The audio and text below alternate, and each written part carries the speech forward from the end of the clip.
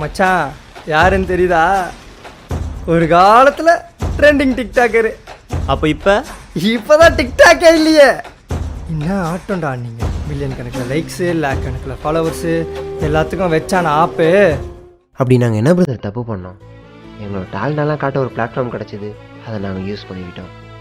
உங்களுக்கு புரிகிற மாதிரி சொல்லணும்னா எம்ஜிஆர், சிவாஜி, ரஜினி, கமல், விஜய், அஜித், ஏன் இப்போ இருக்க விஜய் சேதுபதி, சிவகார்த்திகேயன் வரைக்கும் எல்லாருமே டிக்டாக் தான் பிரதர் பண்ணுறாங்க. டிக்டாக்கா? ஆமாம், அவங்களே எழுதி அவங்களே பாடுறாங்க. யாரோ எழுதி யாரோ பண்ணதுக்கு வாய் தானே அசைக்கிறாங்க. அவங்களுக்கு சான்ஸ் கிடச்சிருச்சு, அதனால் பெரிய ஸ்க்ரீனில் பண்ணுறாங்க. எங்களுக்கு இன்னும் சான்ஸ் கிடைக்கல, அதனால் இந்த மாதிரி சின்ன ஸ்க்ரீனில் பண்ணுறோம். டிக்டாக் இல்லைனா மட்டும் எங்களோட டேலண்ட்டை காட்ட முடியாதா? எப்படி ஏதாவது ஒரு பிளாட்ஃபார்மில் எங்களோட டேலண்ட்டை கண்டிப்பாக காட்டிட்டு தான் பிரதர்.